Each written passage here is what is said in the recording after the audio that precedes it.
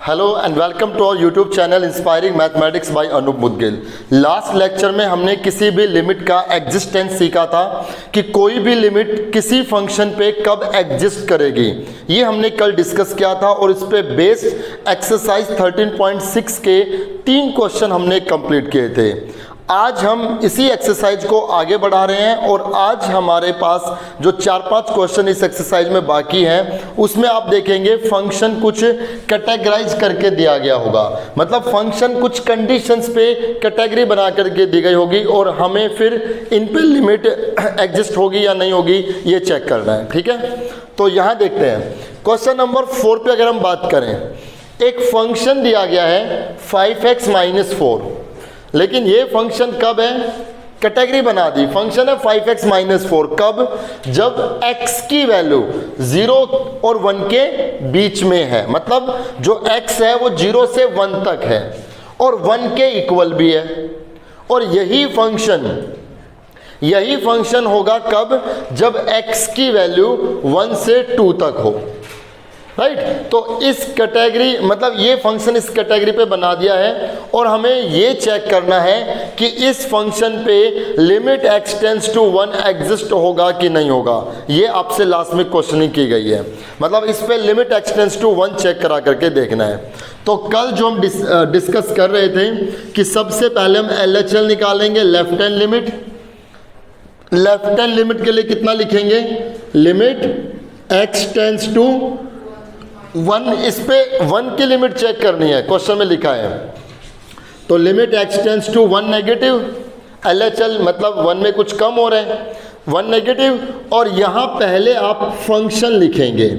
इस पॉइंट पे जरा आप गौर करें कि जब भी कभी ऐसे फंक्शन दिया गया हो तो जब आप LHL बनाएंगे, लिमिट x टेंड्स टू जिस भी लिमिट पे चेक करना है उस पे नेगेटिव, और यहाँ पहले आप क्या लिखेंगे, फंक्शन fx लिखेंगे। अब अगले स्टेप में, अब हमें इस नेक्स्ट स्टेप में देखना है कि ये फंक्शन कौन सा रहेगा। Think about it, x tends to क्या है, 1 नेगेटिव, x की जो वैल्यू है वो 1 नेगेटिव है। 1 नेगेटिव का मतलब 1 में कुछ कम है। अगर x की वैल्यू 1 में कुछ कम है तो इन दोनों में से कौन सा केस बनेगा, ऊपर वाला। यहाँ x की वैल्यू 0 से 1 तक है, तो 0 से 1 तक जो अगर x है तो 1 से कम है ना वहाँ वैल्यू, और यहाँ x की वैल्यू 1 से 2 तक है, 1 से 2 तक मतलब 1 में कुछ बढ़ करके है। So limit x tends to 1 negative अगर है तो इसका मतलब फंक्शन कौन सा होगा, ये कितना, 5x - 4 सेलेक्ट हो गया फंक्शन कौन सा। इसके बाद अब हम यहाँ पे सब्स्टिट्यूशन रूल लगाएंगे, put x = 1 - h as h tends to 0। तो यहाँ लिमिट हो गई h टेंड्स टू 0, 5x की जगह आएगा 1 - h और -4। अब हम h की जगह 0 रख देंगे, 1 - 0 1, 1 - 0 1, 1 × 5, तो ये 5 - 4 1 आ गया रिजल्ट। लिमिट तो हम रख चुके हैं इसमें। अब हम इस पे निकालेंगे RHL, मतलब right hand limit. Right hand limit के लिए कितना रहेगा, limit x tends to 1 positive, अगर हम 1 के राइट में जाएं तो 1 में कुछ बढ़कर क्या आएगा, और यही पहले क्या लिखना है, फंक्शन। पहले आपको फंक्शन लिखना है। अगले स्टेप में आपको देखना है कि अगर limit x tends to 1 positive है तो फंक्शन कौन सा रहेगा, इन दोनों में से कौन सा रहेगा फंक्शन। x के लिए 1 और 2 के बीच में 1 में कुछ बढ़कर क्या, तो फंक्शन कितना है, 4x² - 3x। Now put x = 1 + h as h tends to 0।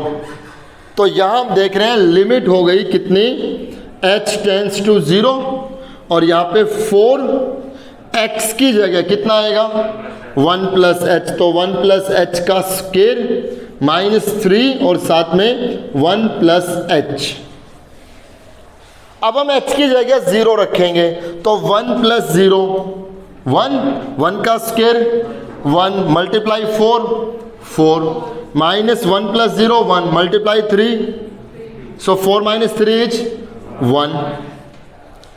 तो दोनों से हमने देखा जो LHL से रिजल्ट आया और जो RHL से रिजल्ट आया दोनों एक जैसे आए।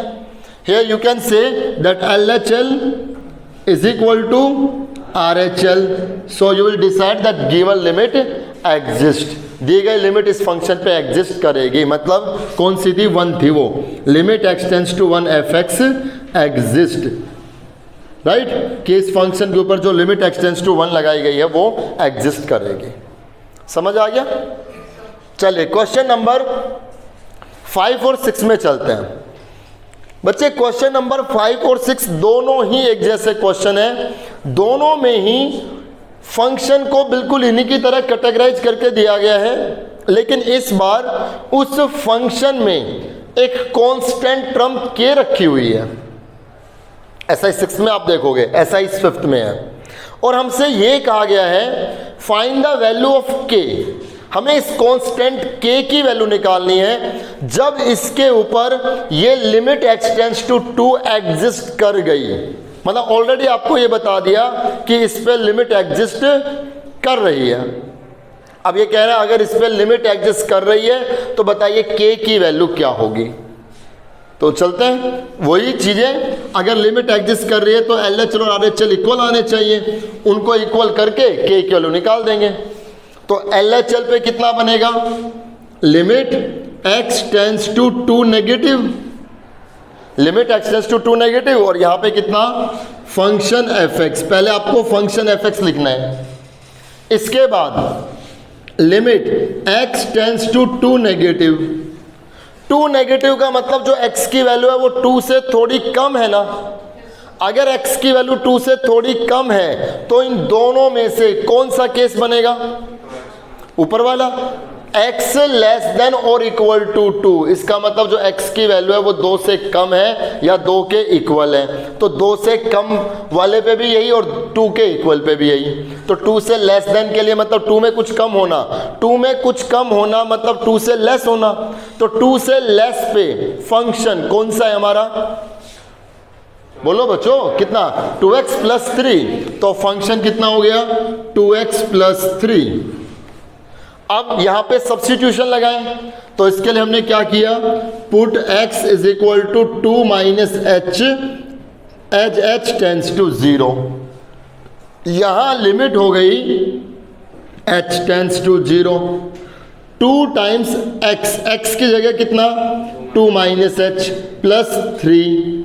अब हम इस कंप्लीट में h की जगह 0 रखेंगे, तो 2 माइनस 0, 2 इंटू 2, 4 प्लस 3, रिजल्ट 7 आएगा ना, रिजल्ट 7 आ गया।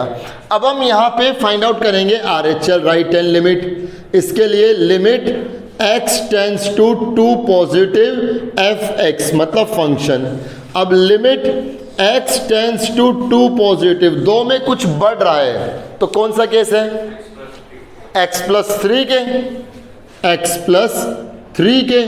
अब यहाँ पुट करेंगे x की जगह कितना, 2 plus h as h tends to 0। तो यहाँ लिमिट हो गई h टेंड्स टू 0 और x की जगह क्या रखेंगे हम, 2 plus h, 2 plus h plus 3k। और अब हम इसमें लिमिट h टेंड्स टू 0 लगाएंगे तो रिजल्ट कितना बनेगा, 2 प्लस 3k। h 0 रखेंगे तो 0 हो गया, ये 2 प्लस 3k बन गया। कोई बच्चा ये तो समझ कि 5k हो गया है ना, 2k प्लस 3k होता तो 5k होता, 2 प्लस 3k मतलब यही रहेगा। अब हमें ये कहा गया है कि इस फंक्शन पे limit x tends to 2 exist कर रही है, तो बताइए k कितना होगा। तो आप क्या लिखेंगे, अकॉर्डिंग टू क्वेश्चन, अगर लिमिट एग्जिस्ट कर रही है तो LHL और RHL इक्वल होने चाहिए थे। LHL कितना है 7, RHL कितना है 2 प्लस 3k, यहाँ से 3k इज इक्वल टू 5। बताइए k की वैल्यू कितनी आ गई, 5/3। तो यहाँ k की वैल्यू क्या रहेगी, अगर k की वैल्यू यहाँ 5/3 रखी जाए, उससे जो फंक्शन बनेगा तब इस पे लिमिट एग्जिस्ट करेगी। आ गया समझ। ऐसा क्वेश्चन नंबर 6 में भी आपको करना है। और क्वेश्चन नंबर 7 आसान सा है, जैसा हमने 4 कराया उसके जैसा क्वेश्चन नंबर 7 है। तो चलिए लास्ट क्वेश्चन में आता है, क्वेश्चन नंबर 8 में। हालांकि उसमें भी कुछ अलग सा नहीं है, ऐसे अननोन से एक रिलेशन बना करके देना है। तो चलते क्वेश्चन नंबर 8 में आते हैं।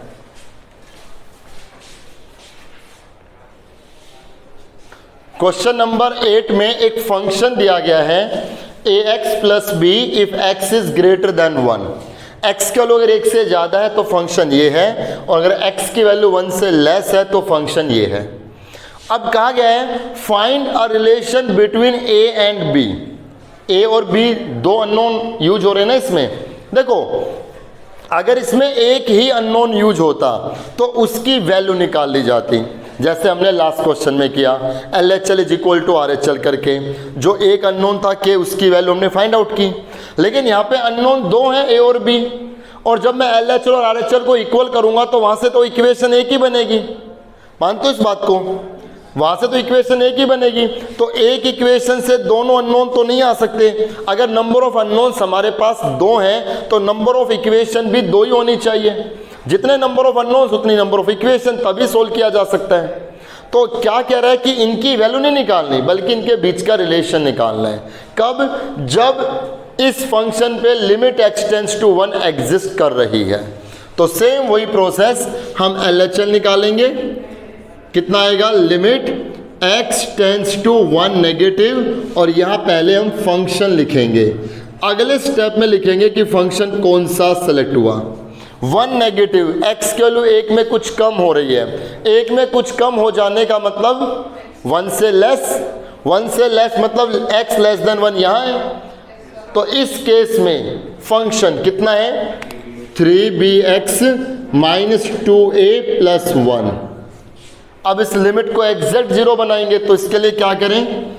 Put x is equal to 1 minus h as h tends to 0। मतलब हमने सब्स्टिट्यूशन मेथड लगा दिया। यहाँ लिमिट हो गई h टेंड्स टू 0। ये बन गया 3b, x की जगह 1 minus h minus 2a plus 1 हो गया इतना। अब इस कंप्लीट में हम h की जगह 0 रख दें। h 0 रखेंगे तो 1 माइनस 0 1 को इससे multiply 3b minus 2a plus 1, ये LHL आ गया। अब हम यहाँ पे RHL right hand limit find out करेंगे। Limit x tends to 1 positive, और यहाँ पे लिखेंगे फंक्शन fx।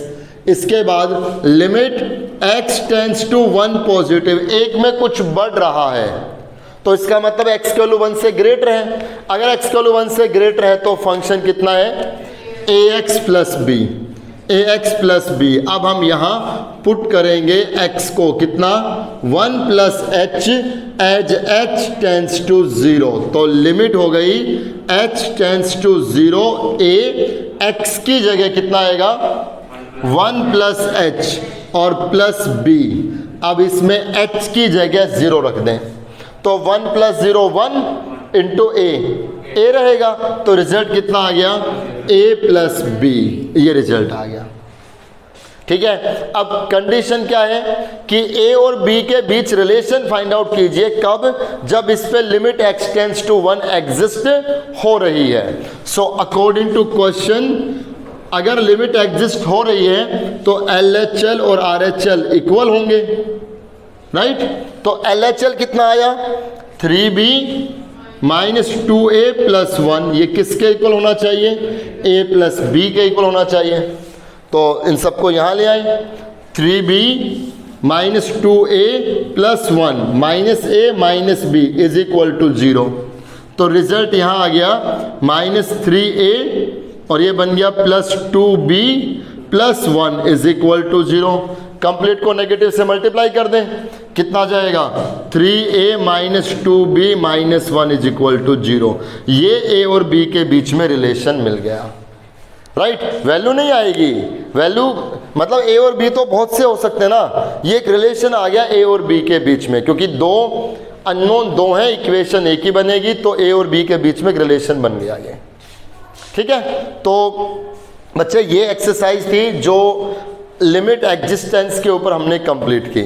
आप देखेंगे 12th क्लास में जब आप जाएंगे तो 12th क्लास में एक चैप्टर है कॉन्टिन्यूटी एंड डिफरेंशियबिलिटी। मतलब आपके 12th क्लास में जो कैलकुलस स्टार्ट होगा ना, कैलकुलस कॉन्टिन्यूटी से स्टार्ट होगा। तो आप देखेंगे उस कॉन्टिन्यूटी में यही ऐसे ही क्वेश्चन मिलेंगे। बस एक छोटा एक बात और फालतू हो जाएगी इसमें, इतना ही सब कुछ करना है। किसी फंक्शन को क्या कॉन्टिन्यूटी चेक करने के लिए आपको LHL RHL दोनों निकालना है। एक बस फंक्शन पे उस पॉइंट पे फंक्शन की वैल्यू और निकालनी होगी। मतलब एक छोटा सा काम और करना होगा बस हल्का सा, उसके बाद फिर उस पर कॉन्टिन्यूटी चेक की जाएगी। तो मैं ये बता रहा हूँ आपको कि ये जो आप पढ़ रहे हो ये 12th में भी एज इट इज आने वाले हैं। तो आप इनको अच्छे से कर लें, एक्सरसाइज कंप्लीट हो जाती है। बस आज के लिए हम इतना ही रखेंगे, आप इस एक्सरसाइज को कंप्लीट करें। मिलेंगे नेक्स्ट लेक्चर में, तब हम लॉगरिदम और एक्सपोनेंशियल फंक्शंस के बारे में बहुत डिटेल से हम जानेंगे। उनको ग्राफिकली हम एनालाइज करेंगे कि ग्राफिकली उनका ग्राफ कैसे बनेगा, क्या उनकी डोमेन रेंज हो सकती है और उन पे क्या क्या प्रॉपर्टीज अप्लाई होगी, और एक्सपोनेंशियल फंक्शन और लॉगरिदम फंक्शंस पे लिमिट्स अगर हम अप्लाई करें तो उनके रिजल्ट्स क्या क्या आएंगे। ये सब कुछ नेक्स्ट लेक्चर में सीखने वाले हैं, जो बहुत इंपॉर्टेंट लेक्चर होने वाला है। तो मिलते हैं नेक्स्ट लेक्चर में, तब तक आप ये काम कंप्लीट करें। Thank you so much.